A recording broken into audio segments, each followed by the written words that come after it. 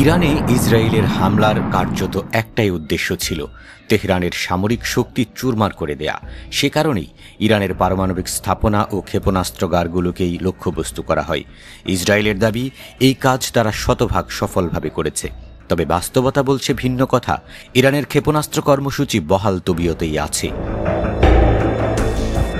ইসরায়েলের ব্যাপক আক্রমণ সামলে ইরানের ব্যালিস্টিক ক্ষেপণাস্ত্র উৎপাদন কেন্দ্রগুলো ফের ঘুরে দাঁড়াচ্ছে।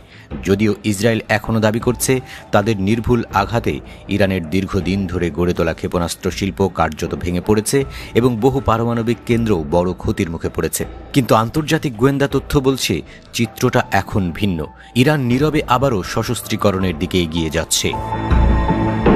ইউরোপীয় গোয়েন্দা সংস্থার তথ্য উদ্ধৃত করে মার্কিন সংবাদ মাধ্যম CNN দিয়েছে চাঞ্চল্যকর খবর। সম্প্রতি এক মাসে চীন থেকে বিপুল পরিমাণ সোডিয়াম পারক্লোরেট আমদানি করেছে ইরান। এটি কঠিন জ্বালানি ভিত্তিক ক্ষেপণাস্ত্র উৎপাদনের জন্য গুরুত্বপূর্ণ উপাদান। যুদ্ধের আগে এই রাসায়নিক উপাদানের চালান অল্প পরিমাণে এলেও এখন গতি বেড়েছে কয়েক গুণ।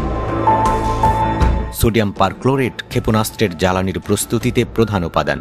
এটি সরাসরি নিষেধাজ্ঞার আওতায় নেই, ফলে চীনা কোম্পানিগুলো একে আইনসিদ্ধ বাণিজ্য বলে দাবি করতে পারছে। অন্যদিকে অ্যামোনিয়াম পারক্লোরেট ক্ষেপণাস্ত্রের জ্বালানিতে ব্যবহৃত হয়। আন্তর্জাতিক নিষেধাজ্ঞার তালিকায় থাকায় সেটি সরাসরি পাঠানো সম্ভব নয়।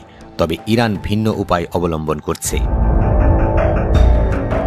পশ্চিমা ও ইসরায়েলি গোয়েন্দা সূত্রের অনুমান, সেপ্টেম্বরের শেষ সপ্তাহ থেকে এখন পর্যন্ত 10 থেকে 12টি সমুদ্রবাহী চালানে প্রায় 2000 টন সোডিয়াম পারক্লোরেট ইরানে পৌঁছেছে।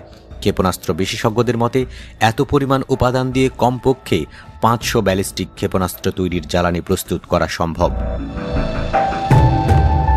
ইসরায়েল যুদ্ধের পর চীনকে পরিষ্কার বার্তা দিয়েছিল, ইরানের ক্ষেপণাস্ত্র পুনর্গঠনে যেন সহায়তা না করা হয়। কিন্তু চীন মধ্যপ্রাচ্যে প্রভাব বাড়ানোর কৌশলে এসব চালান বন্ধ করেনি। ইরানের যুদ্ধপূর্ব ক্ষেপণাস্ত্র সংখ্যা ধরা হয় প্রায় 2700টি। বিভিন্ন ধ্বংস ও ক্ষতির পর এখন তাদের হাতে নেই আগের মতো মজুদ, তাই দ্রুত নতুন উৎপাদনে মনোযোগী তারা। গত এপ্রিলে ইরানের বন্দর আব্বাসে ভয়াবহ বিস্ফোরণে 70 জনের বেশি নিহত হয় এবং শতাধিক মানুষ আহত হয়।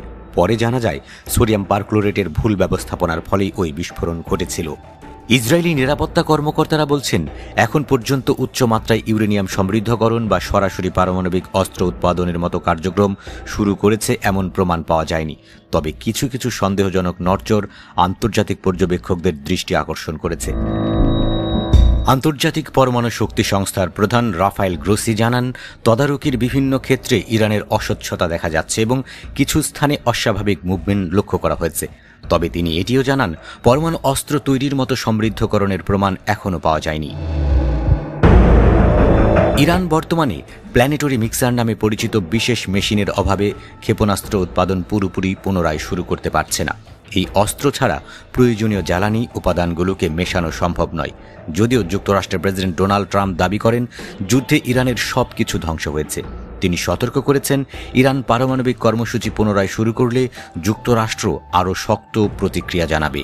অন্যদিকে ইরানের সর্বোচ্চ ধর্মীয় নেতা আয়াতুল্লাহ আলী খামেনি বলেছেন, ইরানের কর্মসূচি বন্ধ হবে না, হুমকি দিয়ে আমাদের থামানো যাবে না।